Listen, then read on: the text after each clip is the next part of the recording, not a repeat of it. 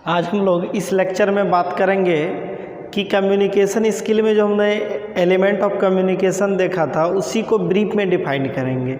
ठीक है, मेनली इसमें एलिमेंट को ब्रीफ में डिफाइन करके समझेंगे हम लोग, क्योंकि फर्स्ट लेक्चर में हम लोग देखे थे कि कम्युनिकेशन क्या होता है। ठीक है, फिर देखे थे कि कम्युनिकेशन साइकिल या प्रोसेस क्या होता है, फिर एलिमेंट ऑफ कम्युनिकेशन तक देखे थे। आज उसी एलिमेंट को ब्रीफ में डिफाइन करेंगे। तो सबसे पहला एलिमेंट हम लोग सेंडर देखे थे। सबसे पहला एलिमेंट हम लोग क्या देखे थे? सेंडर देखे थे। तो सेंडर क्या होता है? तो it is a person which start the communication.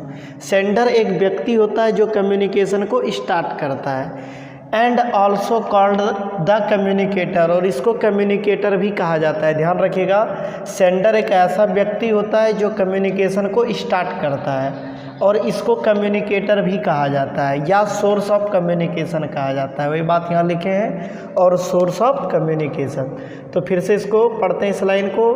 Sender it is a person which start the communication, यह एक व्यक्ति होता है जो कम्युनिकेशन को स्टार्ट करता है। And also called the communicator, और इसको कम्युनिकेटर भी कहा जाता है, और सोर्स ऑफ कम्युनिकेशन, या इसको सोर्स ऑफ कम्युनिकेशन भी कहा जाता है। चलिए अगला लाइन कह रहा है कि sender plays a very important role. Sender plays a very important role in the process of communication. Sender बहुत इंपॉर्टेंट रोल निभाता है कम्युनिकेशन प्रोसेस में, क्योंकि बिना सेंडर का कम्युनिकेशन स्टार्ट हो ही नहीं सकता। सपोज क्लासरूम में हम लोग बैठे हुए रहते हैं, जब टीचर आते हैं तो कम्युनिकेशन स्टार्ट होता है। क्यों? क्योंकि टीचर यहाँ पे क्या है? कम्युनिकेटर है या सोर्स ऑफ कम्युनिकेशन है, या कह सकते हैं सेंडर है। तो सेंडर बहुत इंपॉर्टेंट रोल निभाता है कम्युनिकेशन प्रोसेस में। ये भी लाइन क्लियर है। चलिए अगला, sender can only start the process of communication. Sender he communication process को स्टार्ट कर सकता है। तो यहाँ तक हमें कोई दिक्कत नहीं सेंडर के बारे में। चलिए अगला लाइन कह रहा है कि sender is a person who send the message to the receiver. तो देखिए अगला लाइन क्या कह रहा है? सेंडर इज अ पर्सन, चलिए sender is a person who send the message to the receiver. Sender एक व्यक्ति होता है जो मैसेज को सेंड करता है रिसीवर को। कोई दिक्कत इस लाइन में भी?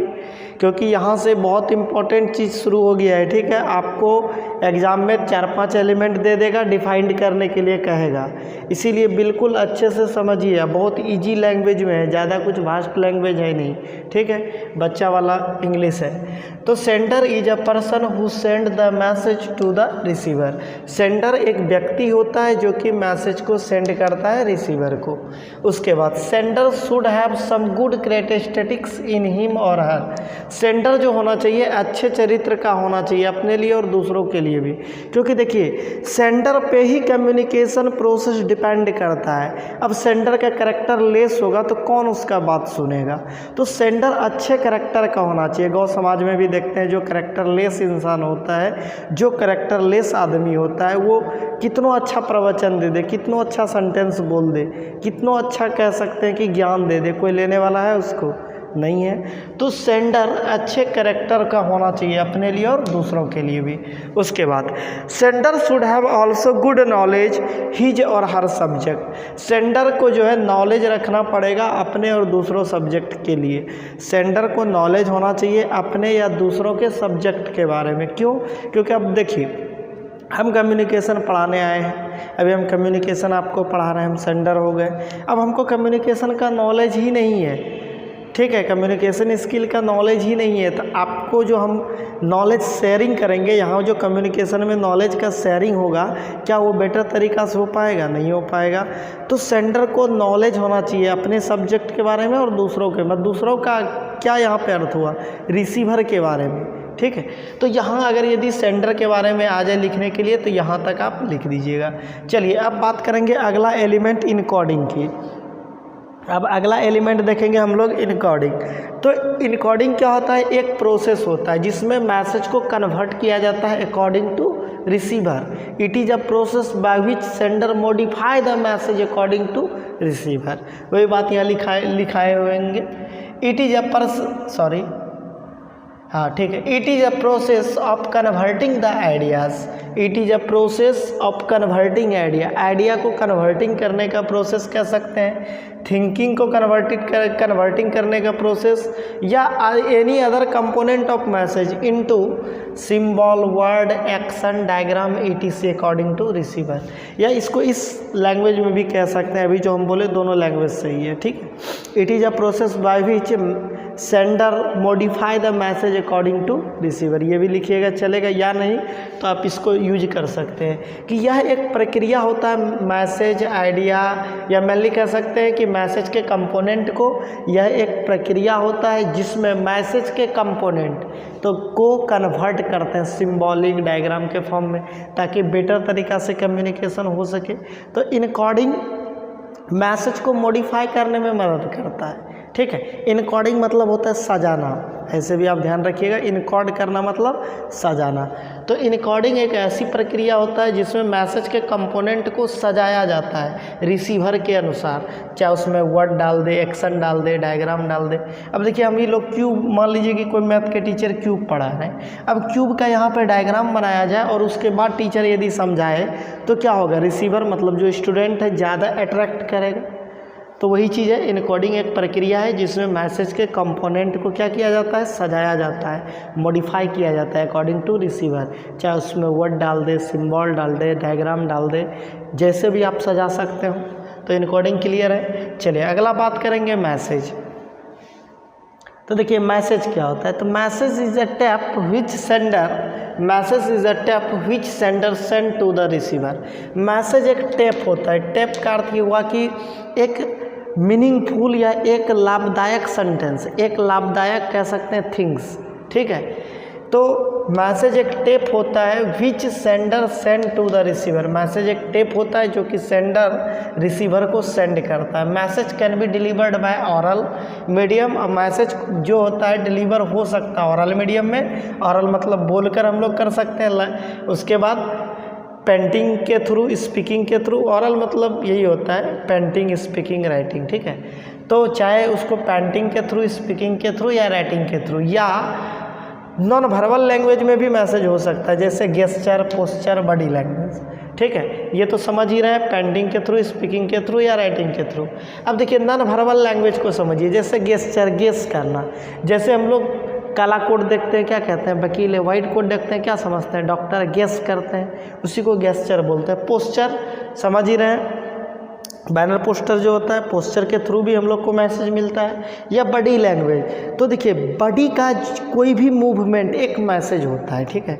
तो बॉडी के लैंग्वेज के, बॉडी लैंग्वेज भी एक प्रकार का मैसेज होता है, बॉडी का किसी भी प्रकार का मूवमेंट एक मैसेज को सिग्निफाई करता है। जैसे हाथ को ऐसे ऐसे कर रहा है, इसका अर्थ क्या हुआ, बुला रहा है, ऐसे ऐसे किए मतलब जाने कह रहा है, ठीक है। तो बॉडी का कोई भी मूवमेंट एक प्रकार का मैसेज सिग्निफाई करता है, एक प्रकार का मैसेज ही होता है। तो बॉडी लैंग्वेज भी नॉन वर्बल लैंग्वेज में आता है। चलिए यहाँ तक मैसेज हो गया, अब बात करेंगे चैनल के बारे में।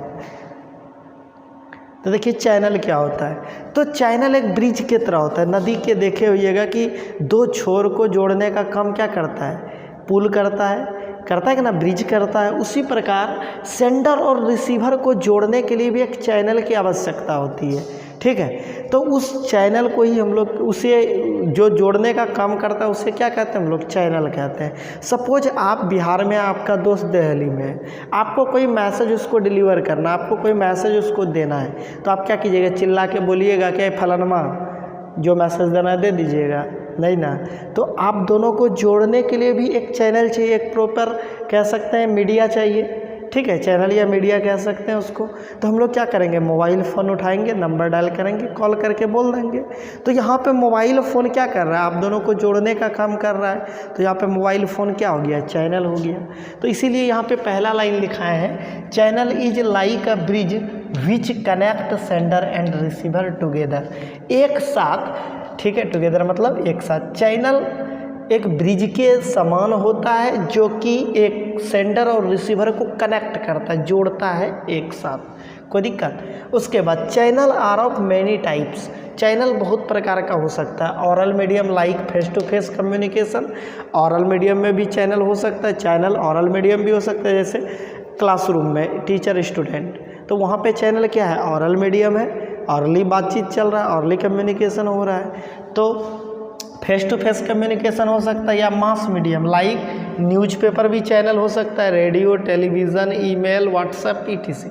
अब देखिए न्यूज़पेपर के थ्रू भी हम लोग क्या कर सकते हैं, कोई मैसेज को पब्लिश कर सकते हैं, रेडियो, टेलीविज़न इसके थ्रू। तो ये सब मास मीडियम का चैनल हो गया। उसके बाद for a proper communication selecting proper channel, कह रहा है कि प्रॉपर कम्युनिकेशन के लिए प्रॉपर चैनल का सेलेक्टिंग बहुत ज़रूरी है। ठीक है, अभी आपको बोले ज़्यादा आप दूरी पे है, ठीक है, या कह सकते हैं लार्ज नंबर ऑफ ऑडियंस है, जैसे कोई नेता भाषण दे रहा होता है तो वहाँ पे लार्ज नंबर में क्या होता है, ऑडियंस होता है। अब देखिए वो बिना माइक के थ्रू चैनल के रूप में माइक सेलेक्ट नहीं करता है और डायरेक्टली वो स्पीच देता है, तो क्या जितने भी वहाँ पे नंबर ऑफ पीपल्स है वो इंटरेक्ट हो पाएगा, नहीं हो पाएगा। तो एक अच्छे कम्युनिकेशन के लिए, एक इफेक्टिव कम्युनिकेशन के लिए ये इम्पॉर्टेंट है कि चैनल का सिलेक्शन आप किस प्रकार कर रहे हैं। वही बात यहाँ लिखे हुए हैं कि for a proper communication, proper communication के लिए सेलेक्टिंग प्रॉपर चैनल। तो एक प्रॉपर कम्युनिकेशन हो सके इसके लिए प्रॉपर चैनल का सेलेक्ट करना पड़ेगा। चलिए यहाँ तक चैनल था, अब आगे बात करेंगे रिसीवर के बारे में। तो देखिए रिसीवर भी एक व्यक्ति होता है, ठीक है, जो कि मैसेज को क्या करता है, रिसीव करता है। ठीक है, तो ये बात यहाँ लिखे हुए हैं, receiver is a person who receive the message from the sender. Receiver एक व्यक्ति होता है जो मैसेज को रिसीव करता है सेंडर से। उसके बाद receiver should have also some good qualities, receiver जो होना चाहिए अच्छे क्वालिटी का होना चाहिए, इन हिम और हर, अपने लिए और दूसरों के लिए भी। Like receiver should have some patience him और her and should have strength to selection of information. अब देखिए रिसीवर के पास जो होना चाहिए पेशेंस होना चाहिए। अब हम पढ़ा रहे हैं, आपके पास पेशेंस नहीं है तो क्या कम्युनिकेशन बेटर हो पाएगा, नहीं हो पाएगा। तो रिसीवर के पास पेशेंस होना चाहिए और स्ट्रेंथ होना चाहिए। अब मान लीजिए 3 क्लास के बच्चा को बैठा दिया जाए और उसको कम्युनिकेशन स्किल पढ़ाया जाए, तो क्या उसके पास स्ट्रेंथ है कि उस मैसेज को वो गेन कर पाए, नहीं। तो वही बात यहाँ पे लिखा हुआ है कि receiver should have some also good qualities, receiver के पास कुछ अच्छा क्वालिटी होना चाहिए अपने लिए और दूसरों के लिए भी। Like receiver should have some patience him और हर, लाइक यानी कि रिसीवर के पास पेशेंस होना चाहिए अपने लिए और दूसरों के लिए भी, और इन्फॉर्मेशन को लेने का स्ट्रेंथ होना चाहिए। ठीक है, अगर रिसीवर के बारे में तो यहाँ तक लिख लीजिएगा। उसके बाद डिकोडिंग की बात करें तो देखिए डिकोडिंग क्या होता है। चलिए अब बात करते हैं हम लोग डिकोडिंग का। तो देखिए इनकोड मतलब सजाना, डिकोड मतलब तोड़ना। तो डिकोड इनकोड जब भी करता है रिसीवर करता है, सॉरी इनकोड जब भी करता है सेंडर करता है, और डिकोड जब भी करता है रिसीवर करता है। इनकोड मतलब सजाना, मैसेज को सजाता सेंडर है, और डिकोड मतलब तोड़ना, तो मैसेज को तोड़ के उसका एक्चुअल मीनिंग कौन लेता है, रिसीवर लेता है। तो डिकोडिंग को कह सकते हैं इट इज़ अ प्रोसेस, ठीक है, it is a process of, चलिए देख लेते हैं यहीं से, it is a process by which receiver can interpreted. चलिए यहाँ देखते हैं इसको, it is a process by which receiver can interpreted the actual meaning of communication. यह एक प्रक्रिया होता है जिसमें रिसीवर इंटरप्रेट करता है, मतलब मैसेज को तोड़कर उसका एक्चुअल मीनिंग निकालता है, उसी को कहते हैं इंटरप्रेट करना। It is a process of या it is a process by which receiver can interpreted the actual meaning of communication. जब रिसीवर उस मैसेज को तोड़कर उसका एक्चुअल मीनिंग निकालता है, यही प्रक्रिया क्या कहलाता है, डिकोडिंग कहलाता है। उसके बाद एक आता है आपका फीडबैक, ठीक है, ये भी बहुत इंपॉर्टेंट है। तो फीडबैक लास्ट स्टेप होता है किसी भी कम्युनिकेशन प्रोसेस में, फीडबैक लास्ट स्टेप होता है। तो देखिए क्या होता है, जब सेंडर कोई मैसेज सेंड करता है, रिसीवर उसको गेन करता है, तो रिसीवर क्या करता है, रिवर्स बैक करता है, कुछ रिप्लाई देता है सेंडर को, तो वही रिप्लाई, रिवर्स बैक जो रिप्लाई करता है वही फीडबैक कहलाता है। ठीक है, चलिए यहाँ देखते हैं, when sender send the message to the receiver, जब सेंडर मैसेज को सेंड करता है रिसीवर को, and receiver reverse back to the sender, और रिसीवर रिवर्स बैक करता है सेंडर को, एंड गिव अ रिप्लाई, और एक रिप्लाई देता है to the sender, this process is known as feedback. यही प्रक्रिया क्या कहलाता है, फीडबैक कहलाता है। सेंडर रिसीवर या रिसीवर सेंडर को जब रिप्लाई देता है, यह प्रक्रिया क्या कहलाता है, फीडबैक कहलाता है। बहुत इंपॉर्टेंट है ये भी। चलिए अगला बचता है 2 पॉइंट जो कि बहुत इंपॉर्टेंट है, नॉइज और कॉन्टेक्स्ट। ठीक है, नॉइज और कॉन्टेक्स्ट। तो देखिए पहले हम लोग बात करेंगे नॉइज के बारे में। तो नॉइज क्या होता है कि जब कम्युनिकेशन के प्रोसेस के दौरान जो डिस्टरबेंस क्रिएट होता है एक्सटर्नल सराउंडिंग से, अभी हम पढ़ा रहे हैं बगल में कोई डीजे बजा दे तो क्या हुआ, डिस्टरबेंस क्रिएट हुआ एक्सटर्नल सराउंडिंग से, तो यह एक प्रकार का नॉइज़ कहलाएगा। ठीक है, तो बहुत प्रकार का नॉइज़ होता है, हम लोग आगे पढ़ेंगे, हम लोग बहुत प्रकार का डिस्टरबेंस होता है, आगे हम लोग ब्रीफ में समझेंगे। तो चलिए, noise is some type of disturbance. Noise होता है, डिस्टरबेंस होता है। नॉइज क्या होता है, एक प्रकार का डिस्टरबेंस होता है जो कि जनरेट होता है एक्सटर्नल सोर्स से at the time of communication process, यानी कम्युनिकेशन प्रोसेस के समय, ठीक है, एक प्रकार का जो डिस्टरबेंस क्रिएट होता है एक्सटर्नल सराउंडिंग से, उसी को क्या कहते हैं, नॉइज़ कहते हैं। दूसरा आप बात करेंगे कॉन्टेक्स्ट के बारे में, तो देखेंगे कि कॉन्टेक्स्ट क्या होता है। तो देखिए कॉन्टेक्स्ट क्या होता है कि context denotes the rules culture, ठीक है, context denotes the rules culture of the place, physical surrounding and place of communication. देखिए कॉन्टेक्स्ट कुछ नहीं है, कॉन्टेक्स्ट एक टर्म है, ठीक है, इसमें बताया जाता है कि कम्युनिकेशन इसकी प्रोसेस के दौरान रूल रेगुलेशन को कैसे फॉलो करना है, प्लेस का सिलेक्शन कैसे करना है। अब देखिए जहाँ स्टडी होता है, देखिएगा या स्कूल कॉलेज को बनाया जाता है, आप देखिएगा थोड़ा आउट एरिया मार्केट सेट की, क्यों, क्योंकि वहाँ पे जो कम्युनिकेशन हो रहा है उसके लिए जो प्लेस चाहिए, ठीक है, तो वो कम्युनिकेशन के कॉन्टेक्स्ट को फॉलो करके कर रहा है। ठीक है, तो कम्युनिकेशन का कॉन्टेक्स्ट ये बताता है कि आप मतलब किस प्रकार से आप कम्युनिकेशन प्रोसेस के दौरान रूल रेगुलेशन को फॉलो कीजिएगा। ठीक है, अब हम लोग यही बात कर रहे हैं, अब यहाँ 6 में एब्यूज देके तो बात नहीं कर सकते हैं। ठीक है, तो वही चीज़ है रूल रेगुलेशन के अकॉर्डिंग, ठीक है, हेयर स्टाइल या स्मार्टनेस कह सकते हैं या क्लोथिंग स्टाइल कह सकते हैं, सारा चीज़ जितना भी रूल रेगुलेशन आता है सब कॉन्टेक्स्ट के अंतर्गत आता है। तो इसमें रूल्स आता है कल्चर। अब देखिए कल्चर भी बहुत इंपॉर्टेंट है। अब हमारे यहाँ कल्चर नहीं है एक्सीडेंटल जींस पहनने का, आप गौ समाज में एक्सीडेंटल जींस पहन के जाइएगा, क्या वो कम्युनिकेशन के अकॉर्डिंग रूल है, नहीं है। तो इसमें हम लोग रूल रेगुलेशन, कल्चर या प्लेस ऑफ कम्युनिकेशन, यही सब इसमें हम लोग सीखते हैं, किसमें, कॉन्टेक्स्ट में। भाई वही बात यहाँ लिखे हुए हैं कि context denotes the rules culture of the place, physical surrounding and place of communication. ठीक है, तो ये था एलिमेंट ऑफ कम्युनिकेशन। हम लोग यहाँ तक एलिमेंट ऑफ कम्युनिकेशन को ब्रीफ में डिफाइंड कर लिए। आप लोग भी एक सीक्वेंस में नोट्स बना लीजिएगा क्योंकि आपको बहुत काम आने वाला है, क्योंकि एग्जाम में रहता है क्वेश्चन, वहाँ दे देगा आपको कि define the following element of communication, communication के एलिमेंट को दे देगा, डिफाइन करने के लिए कहेगा। ठीक है, आप अच्छे से नोट्स बना लीजिएगा और ध्यान रखिएगा। मिलते हैं नेक्स्ट लेक्चर में। Thank you for watching. आप लोग हमारे चैनल को लाइक तथा सब्सक्राइब करें और अपने दोस्तों के बीच शेयर करें।